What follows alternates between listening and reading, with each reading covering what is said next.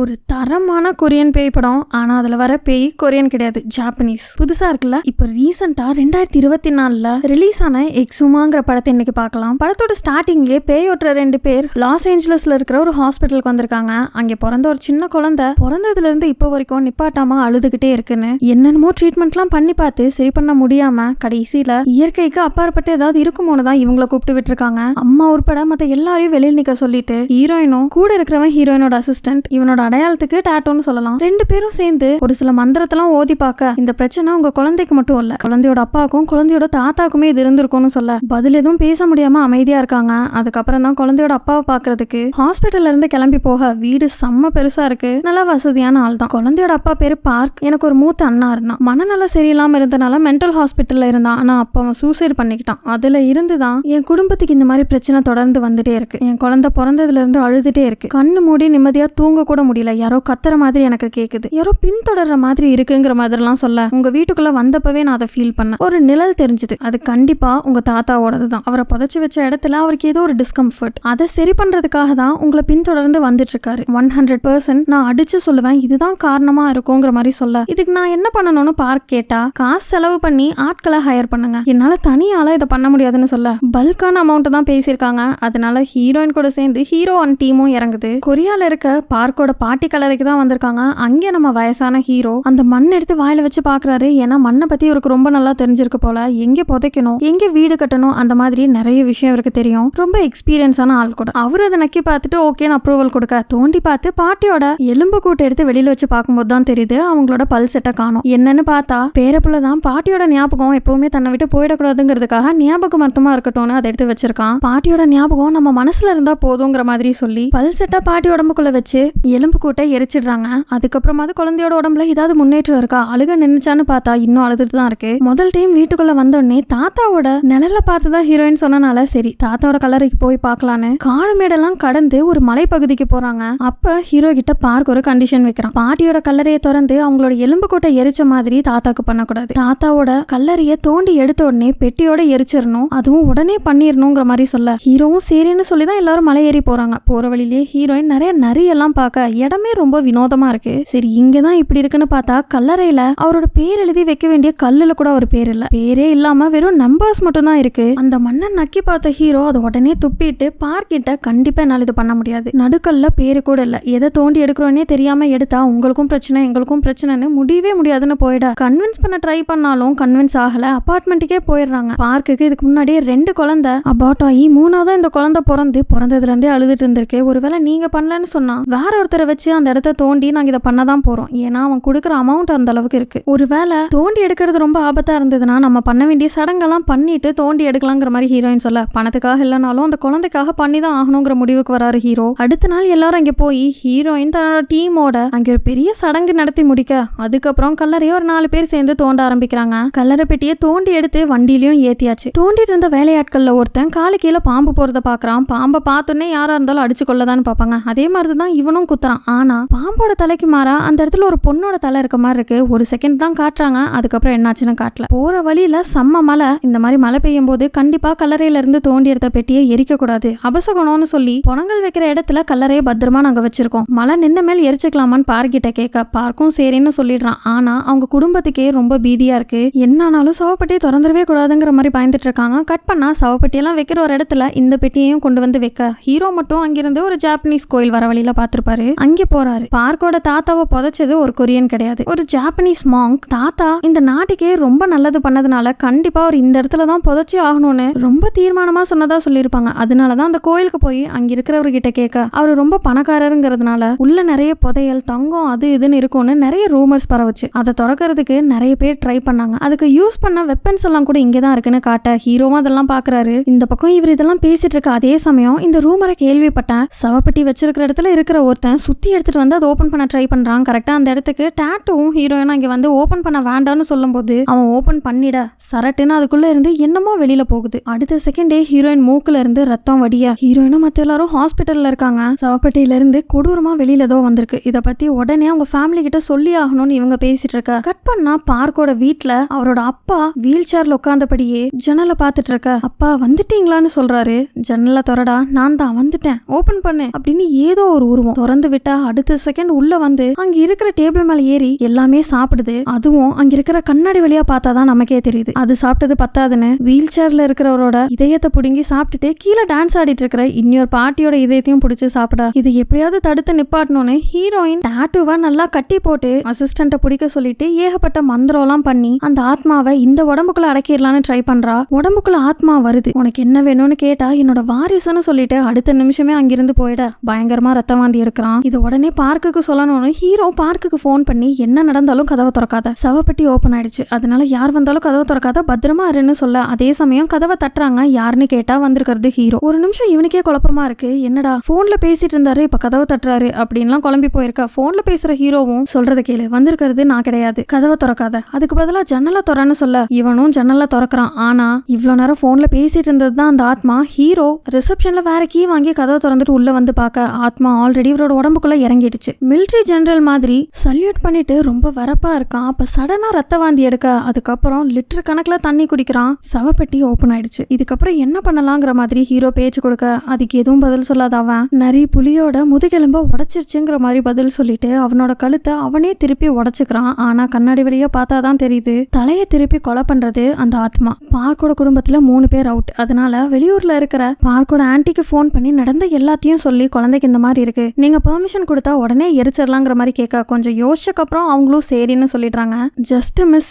ஏன்னா அந்த ஆத்மா இப்போ குழந்தைய கொல்றதுக்கு தான் போயிருக்கு. எரிச்சனால அந்த இடத்த விட்டு ஆத்மா போயிட குழந்தையோட நிலைமை இப்ப நல்லாவே முன்னேறிட்டு வருது. முன்ன மாதிரி அழுகிறது இல்ல. இந்த கல்லறையை தோண்டி எடுக்கும் போது பாம்பை கொன்ன ஒருத்தனை பாக்குறதுக்காக ஹீரோ போயிருக்காரு. அவங்க கிட்ட பேசின மேல் தான் இந்த மாதிரிலாம் நடந்திருக்குங்கிற விஷயம் தெரிய வந்து மறுபடியும் அந்த இடத்துக்கு போய் பார்க்க அந்த தலை மட்டும் கீழே இருக்கு. அதை பார்த்த உடனே ஹீரோவே ஒரு நிமிஷம் பயந்துடுறாரு. சும்மா ஒரு செகண்ட் காட்டிட்டு அந்த தலையை காட்டல. ஆனா அதுக்கு கீழே என்னமோ இருக்க மாதிரி அவருக்கு ஃபீல் ஆகுது. தோண்டி பார்த்தா இன்னொரு சவப்பெட்டி. அதை பார்த்தோன்னே செம்ம ஷாக்கு. என்னடா மேல ஒரு சவப்பெட்டி, அதுக்கு கீழே ரகசியமா இதை வைக்கிறதுக்கு என்ன காரணம் அப்படின்னு குழம்பி போய் எல்லாருக்கும் போன் பண்ணி வர சொல்லி பாக்குறாரு. நார்மலா சவப்பெட்டிய படுக்கிற மாதிரி தானே புதைச்சு வைப்பாங்க. ஆனா இது செங்குத்தா இருக்கு. சுத்தி கம்பி வேலி போட்டு இருக்க மூடி இருக்கு. அது மட்டும் இல்லாம 6 அடிக்கு இருக்க வேண்டிய சவப்பெட்டி 8-9 அடி பெருசா இருக்கு. அதை வெளியில எடுத்தவங்க பக்கத்துல இருக்கிற கோயிலுக்கு எடுத்துட்டு போய் அந்த மாங்க் கிட்ட விடிற வரைக்கும் மட்டும் இதை இங்க வச்சுக்கிறோம், விடிஞ்சுன்னு எடுத்துட்டு போயிடுவோம்னு கேட்க சரி விடிற வரைக்கும் தானேங்கிற மாதிரி அவரும் பெர்மிஷன் கொடுத்து அலோவ் பண்றாரு. சவப்பெட்டி எடுத்துட்டு போகும்போது பார்த்தா 8 அடிக்கு இருக்கிறத பார்த்து அவரே கொஞ்சம் மிரண்டு போயிடுறாரு. அது ஒரு இடத்துல வச்சு சுத்தி அரிசியும் குதிரையோட ரத்தத்தையும் போட்டு அந்த ரூமையும் இழுத்து மூடிட்டு எல்லாரும் போயிட ஹீரோயின் மட்டும் கார்க்குள்ள இருந்து பாட்டியை நினைச்சிட்டு இருக்க. கார் பின்னாடி சீட்ல தன்னோட பாட்டியோட ஆத்மா உட்காந்து இருக்கிறத காட்டுறாங்க. கோயிலுக்குள்ள நிம்மதியா எல்லாரும் படுத்துட்டு இருக்கும்போது டாட்டுக்கு மட்டும் என்னமோ ஃபீல் ஆகுது. கண் முழிச்சு பார்த்தா தனக்கு மேல உடம்பெல்லாம் ரத்தம் சூழ்ந்த நிலைமையில கோயிலோட மாங்க் நின்னு என்னோட லிவரையே அது எடுத்துட்டு போயிடுச்சு, ஏதாவது பண்ணுங்கிற மாதிரி சொல்லிட்டு இருக்க. அதை பார்த்த உடனே கையிலேயே ஏதோ ஒரு மந்திரம் மாதிரி போட்டு கண்ணு மூடி திறந்தா அவர் போயிட்டாரு. என்ன நடக்குதுன்னு வெளியில போய் பார்த்தா பன்னிங்கள்லாம் அடைச்சு வச்சிருக்கிற ஒரு இடத்துல பயங்கர சவுண்டு.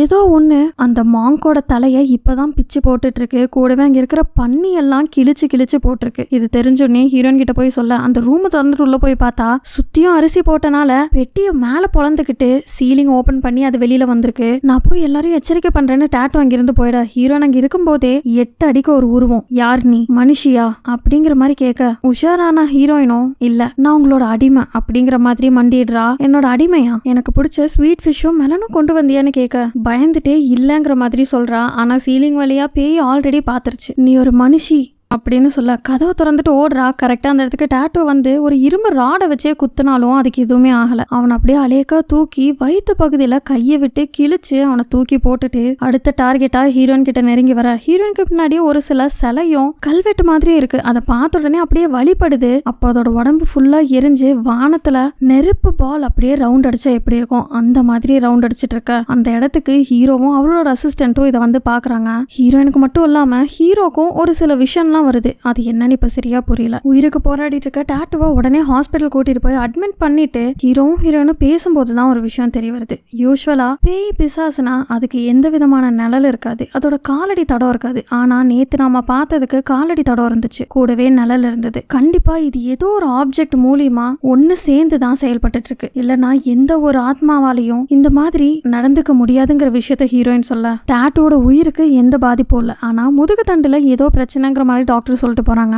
காட்டுக்குள்ள நடந்த இத்தனை பிரச்சனைக்கும் காரணம் ஒரு கரடிங்கிற மாதிரி நியூஸ்ல ஓடிட்டு இருக்கிற வரைக்கும் இவங்களுக்கு நல்லது. ஹீரோ ஜாப்பனீஸ் கோயில்ல அந்த கல்லறையை ஓபன் பண்ண பயன்படுத்தப்பட்ட வெப்பன் இருக்கிற ரூம்குள்ள போய் பார்த்தா ஒரு புக் கிடைக்குது. அது கூடவே ராணுவத்தை சேர்ந்த ஆட்கள் இருக்கிற மாதிரி ஒரு போட்டோவும் கிடைக்குது. அதுல ஒரு சில வெப்பன் எடுத்துட்டு மறுபடியும் கல்லறை கிடைச்ச அதே இடத்துக்கு போய் ஹீரோ தோண்டிட்டு இருக்க. இன்னொரு பக்கம் ஹாஸ்பிட்டல்ல ஹீரோயினோட சிஸ்டர்ஸ் வந்திருக்காங்க. மயக்கத்துல இருக்கிற டாட்டூக்கு முன்னாடி ஒரு வகையான ஃபிஷ்ஷை வச்சுட்டு நான் நிறைய வாங்கிட்டு வந்திருக்கேன், டேஸ்டியா இருக்கும், சாப்பிடலாமா இல்ல நானே சாப்பிட்றவாங்கிற மாதிரி பேசுறாங்க. அதை அவன் காதுல கேட்டு நான் சாப்பிடுறேன், எனக்கு வேணுங்கிற மாதிரி முணங்குறான். வேணும்னா எழுந்திரிச்சு சாப்பிடணும், இல்லைன்னா நாங்க சாப்பிட்டுருவோம்னா உன்னை டெம்ப்ட் பண்ற மாதிரி பேசிட்டு உனக்கு இந்த ஃபிஷ்னா ரொம்ப பிடிக்குமான்னு கேட்க அவன் டப்புன்னு கண் முழிச்சிடுறான். எனக்கு இல்ல, என் மாஸ்டருக்கு இது ரொம்ப பிடிக்கும் அப்படிங்கிற மாதிரி சொல்ல, ஓ மாஸ்டர் யாருன்னு கேட்டா 10,000 வீரர்களை கொன்னு ரொம்ப பெரிய சக்தி நிறைஞ்சவர் தான் என் மாஸ்டர்னு அவன் சிரிச்சுட்டே சொல்ல, அவர் இப்ப எங்க இருக்காருன்னு கேட்ட மேல் தான் ஒரு நம்பரை சொல்றான். அந்த நம்பர் ஹீரோ தோண்டிட்டு இருக்கிற அந்த இடத்தோட லாட்டிடியூட் லாங்கிடியூட். அதை தோண்டி பார்த்தா இவங்க ஆல்ரெடி பார்த்த அந்த 8 அடி மான்ஸ்டர் உள்ள தூங்கிட்டு இருக்கு. ஹீரோ உடனே அவரோட இடத்துக்கு வந்துடுறாரு. செம்ம வாந்தி. கட் பண்ணா ஹாஸ்பிட்டல்ல டாட்டூ கிட்ட பேசிட்டு இருக்கும்போது அவன் நெஞ்சுக்கு மேல மந்திர வார்த்தைகள் அடங்கிய ஒரு சீட்டை வச்சிருப்பாங்க. அதை எடுத்து இப்ப எரிக்க அவன் டக்குன்னு மயக்கம் போட்டுடுறான். ஒருவேளை அந்த மான்ஸ்டரோட அடிமைகள்ல ஒருத்தனோட ஆவி தான் டாட்டூக்குள்ள போயிருக்குமோ. இந்த சீட்டை எரிச்சதுனால அந்த ஆவியும் உடம்ப விட்டு போயிடுச்சா என்னன்னு தெரியல.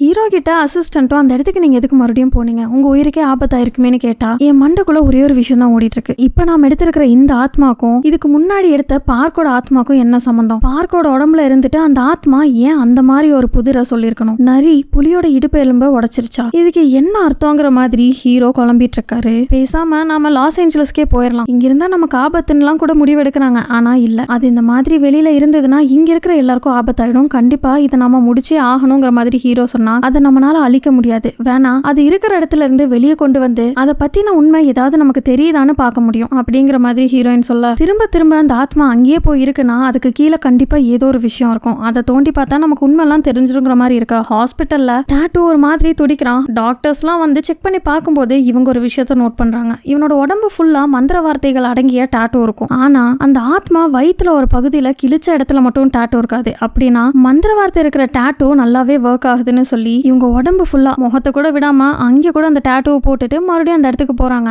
கரடியோட நடமாட்டம் இருக்கிறதுனால அங்கே வனத்துறையை சேர்ந்த ஆட்கள் இருக்க அது இதுன்னு போய் சொல்லிட்டு உள்ள போகும்போதே கையோட அதுக்கு பிடிச்ச ஸ்வீட் ஃபிஷ் எடுத்துட்டு போயிருப்பாங்க. வேற ஒரு இடத்துக்கு அதை கூட்டிட்டு வரதுக்கு அது தூங்கிட்டு இருக்கிற இடத்துல இருந்து கொஞ்சம் கொஞ்சமா மீன் ஒன்னொன்னா போட்டுட்டு வராங்க. இப்ப இவங்களோட நம்பிக்கை எல்லாம் அது ஏதோ ஒரு விஷயத்த பாதுகாக்குது. அந்த ஆத்மாவை டைவர்ட் பண்ணி அதை தோண்டி எடுத்துட்டோம்னா எல்லாமே சரியாயிடுங்கிற மாதிரி நம்புறாங்க. ஒருவேளை அந்த மாதிரி உள்ள எதுவும் இல்லைன்னா இவங்களோட கதை அம்பேல் தான். நான் அதை டைவர்ட் பண்ற அந்த டைம்ல அந்த இடத்த தோண்டி பாருங்க, என்ன கிடைச்சாலும் குதிரையோட ரத்தத்தை வச்சு அதை சுத்தம் பண்ணிருங்க, அதுதான் நல்லதுன்னு கேன் ஃபுல்லா குதிரை ரத்தத்தை கொடுக்க. இன்னொரு பக்கம் ஹாஸ்பிட்டல்ல ஹீரோயினோட சிஸ்டர்ஸ் நிறைய மந்திர வார்த்தையெல்லாம் எழுதி அங்க இருக்கிற கண்ணாடி செவர்ல கூட ஒட்ட வைக்கிறாங்க. கூடவே அங்க ஏதோ ஒரு பை இருக்கு. அந்த பேப்பர் பேக் லைட்டா ஆடுற மாதிரி காட்ட டாட்டூவோட கால்ல கூட மந்திர வார்த்தையெல்லாம் எழுதுறாங்க. கொஞ்ச நேரத்திலேயே இருட்டிடுது. காட்டுக்குள்ளேயே ரொம்ப பெருசா காஞ்சி போன ஒரு மரத்தை ஹீரோயின் பாக்குறா. அதுக்குள்ள நெருப்பெல்லாம் வச்சு புகை மூட்டி விட இன்னொரு பக்கம் தூங்கிட்டு இருந்த அந்த ஆத்மா முழிச்சு அந்த மீனோட வாசனைக்கு ஒவ்வொரு மீனா எடுத்து அதை சாப்பிட ஹாஸ்பிட்டல்ல அவன் சாப்பிட்றதுக்கு ஏத்த மாதிரி டாட்டூவும் வாய் அசைக்கிறான். ஹாஸ்பிட்டல் ரூம்குள்ளேயே ஒரு சேவலும் வச்சிருக்காங்க. ஆனா எதுக்குன்னு தெரியல. ஒவ்வொரு மீனா சாப்பிட்டுட்டு அப்படியே அந்த மரத்தை நோக்கி அது கிட்டையும் அந்த ஆத்மா வந்துட அந்த கேப்ல அந்த குழிய ஹீரோவும் அசிஸ்டன்ட்டும் தோண்டிட்டு இருக்காங்க. மரத்துக்கு பின்னாடி ஒளிஞ்சுக்கிட்ட ஹீரோயின் மரத்தோட ஆத்மா மாதிரி என் காட்டுல என்ன பண்ற, என் காட்டோட தன்மையில ஏதோ ஒரு மாற்றம் தெரியுது அப்படிங்கிற மாதிரி சொல்ல, இது ஒன்னும் ஊன் காடு கிடையாது, ஊன் மலை இல்ல, எனக்கு ஏன் இன்னும் போரோட சவுண்ட் கேட்கல, கத்தி துப்பாக்கி சத்தம் எதுவுமே கேட்கலன்னு கேட்டா போர் எப்பவோ முடிஞ்சிருச்சுன்னு மரத்தோட ஆத்மாவா ஹீரோயின் பதில் சொல்றா. போர் இன்னும் முடியலன்னு அது கத்துது. சரி நீங்க இருக்கிறதுக்கு என்ன காரணம்னு கேட்டா அந்த நரி என்னை ஏமாத்தி முதல்ல கோயில அடைச்சு வச்சது, அதுக்கப்புறம் நம்சான் சன்னதி கூப்பிட்டு போறதுக்கு பதிலா என்னை இங்கேயே அடைச்சு வச்சிருச்சுன்னு ஏதோ ஒரு சன்னதி பத்தி சொல்றான். இது என்னோட இடம், நான் கேட்கறதுக்கு நீ பதில் சொல்லிதான் ஆகணும், நீ இங்க இருக்கிறதுக்கு என்ன காரணம், எவ்வளவு வருஷமா இங்க இருக்கேன்னு திரும்ப திரும்ப கேட்டதுல அந்த நரி எனக்கு சாபம் விட்டுட்டான், நான் இங்க இருந்து இதை பாதுகாத்து தான் ஆகணுங்கிற மாதிரி சொல்லிட்டு நான் இங்க அடைப்பட்டு கிடக்கிறதுக்கு அவன் தான் காரணங்கிற மாதிரி பார்க்கோட குடும்பத்தை நினைச்சிட்டு நான் கண்டிப்பா யுத்தம் பண்ணுவேன், அதுக்கு நான் வடக்கு நோக்கி போகணுங்கிற மாதிரி சொல்ல, நீ ஏதோ ஒரு உயிர் கூட ஒட்டிட்டு இருக்க, அந்த உயிரை விடுவை அப்படிங்கிற மாதிரி ஹீரோயின் சொல்றா. இவ்வளவு நேரம் பேசிட்டு இருந்தது மரத்தோட ஆத்மா கூட இல்ல, ஒரு மனுஷி கூடன்னு தெரிஞ்ச உடனே அப்படியே அவ கழுத்தை பிடிச்சு தூக்க இன்னொரு பக்கம் அவங்க தோன்றாங்க ஆனா உள்ள இருந்து எதுவுமே கிடைக்கல. ஹீரோயின் கழுத்தை பிடிச்சு தூக்கணுன்னே ஹீரோயினை பாதுகாக்க பாட்டியோட ஆத்மா அங்க வந்துடுது. பாட்டிய பாத்துனே நீ மறுபடியும் வந்துட்டியாங்கிற மாதிரி எதுவும் பண்ணாம அந்த ஆத்மா அங்கேயே நிக்க ஹீரோயினா அங்கிருந்து ஓடிடுறா. ஆனா இவ்வளவு நேரம் தோணுனவங்களுக்கு எதுவுமே கிடைக்கல. அது ஓடி வந்து அசிஸ்டன்ட் சொல்ல இன்னொரு பக்கம் பக்கம் ஹாஸ்பிட்டல்லையும் பயங்கர கோவத்துல டாட்டூ கத்துறான். கொஞ்ச நேரத்திலேயே காட்டுக்குள்ள நெருப்புல எரிஞ்சுக்கிட்டே அவன் வானத்துல பறந்து அவன் புதைச்சிருந்த அந்த இடத்துக்கு வரான். ஹீரோ மட்டும் அந்த இடத்துல நின்னுட்டு வானத்தையே பாத்துட்டு இருக்கா. வெளியில வாங்கன்னு கத்துனாலும் ஒரு காதுலயே விழுகல. கொஞ்ச நேரத்திலேயே அது கீழே லேண்ட் ஆயிடுது. நீ என்னோட அடிமையா மாறிடுறியா, என் கூடயே இரு அப்படின்னு ஹீரோட வயிற்றுலயே கைவிட்டு லிவர் எடுக்க ட்ரை பண்ண. குதிரை ரத்தம் இவங்க கிட்ட ஏற்கனவே இருக்கும். அதை எடுத்து ஹீரோயின் ஊத்துறாங்க. ஏன்னா கோயில்ல சவப்பட்டி வச்சிருக்கும் போது கூட அரிசி கூட குதிரை ரத்தத்தை ஊத்திருப்பாங்க. அதனாலதான் அது வெளியில உடைச்சிட்டு வராம மேல் நோக்கி உடைச்சு போயிருக்கும். இப்ப அது ஊத்துனோடனே ஆசிட் பட்ட மாதிரி பயங்கரமா கத்த ஹாஸ்பிட்டல்ல இருக்கிற டாட்டூவும் கத்துறான். இப்ப போய் ஹீரோவை காப்பாத்தி எழுப்பி கூப்பிட்டு வந்துடலாம் ட்ரை பண்ணும்போது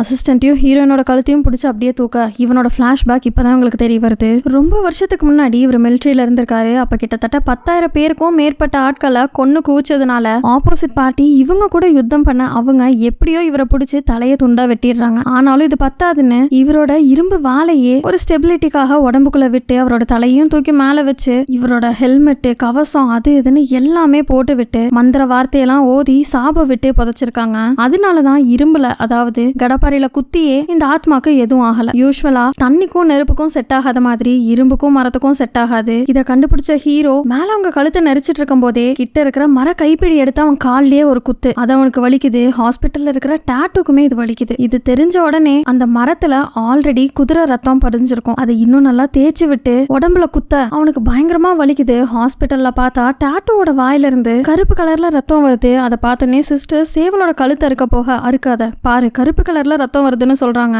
இன்னொரு பக்கம் ஹீரோக்கும் வாயில இருந்து ரத்தம் வருது. அந்த மரத்துல குதிரை ரத்தம் ஏற்கனவே இருக்கு. இப்ப இவரோட ரத்தத்தையும் தேய்ச்சு ஒரு வெட்ட அந்த ஆத்மா துண்டா ஆயிடுது. ஹீரோவா காப்பாத்துறதுக்கு அவரை தூக்கிட்டு அங்கிருந்து ஹாஸ்பிட்டலுக்கு ஓடுறாங்க. ஹாஸ்பிட்டல்ல அட்மிட் பண்ணி ட்ரீட்மெண்ட்க்கு அப்புறம் கொஞ்சம் சீக்கிரமேவே அவர் நல்லா குணமாயிட்டு வராரு. டாட்டூக்கும் நல்லா குணமாயிடுச்சு. ஹாஸ்பிட்டலுக்குள்ள உட்காந்து பீஸா சாப்பிட்டுட்டு இருக்க. நான் இந்த நிலைமையில இருக்கேன், என்ன விட்டு பீஸா சாப்பிடுறீங்கிற மாதிரி எல்லாமே நல்லா போயிட்டு இருக்க. மாதங்களும் ஓடுது. எல்லாரும் அவங்கவுங்க இயல்பு வாழ்க்கைக்கு போயிட்டாங்க. ஹீரோயின் என்னதான் நார்மலா டான்ஸ் ஆடிட்டு இருக்கும் போதும் அந்த உருவம் கண்ணுக்கு தெரியுது. எல்லாமே தன்னோட கற்பனை தான். கொஞ்ச நாள்லயே அதுவும் சரியாயிடும். இன்னொரு பக்கம் ஹீரோட பொண்ணுக்கு கல்யாணம். ஆரம்பத்துல இவருக்கு விருப்பம் இல்ல. ஏன்னா பொண்ணு படிச்சு ஜெர்மனில ஒரு பையனை லவ் பண்ணி கல்யாணம் பண்ணிக்க போறதா சொல்லியிருப்பா. அது விருப்பம் இல்லாம செம்ம கோவத்துல இருந்த மனுஷன் இப்ப சரின்னு ஏத்துக்கிட்டாரு. கல்யாணம் ஆகிறதுலயும் சந்தோஷம் தான். கல்யாணம் முடிஞ்சு குரூப் போட்டோ எடுக்கும் போது ஒட்டுமொத்த ஃபேமிலியும் இருக்கும். அந்த இடத்துக்கு டாட்டூ ஹீரோயின் அசிஸ்டன்ட்னு 3 பேரையும் வர சொல்லி கண்டிப்பா நீங்களும் இந்த போட்டோல இருக்கணும்னு ஃபேமிலியா போட்டோ எடுக்க இந்த இடத்துலயே எக்ஸுமாங்கிற இந்த படமும் முடியுது. எப்படி இருக்கு, நல்லா இருந்துச்சா? நெக்ஸ்ட் இந்த மாதிரி வேற ஒரு படத்துல பார்க்கலாம். பை.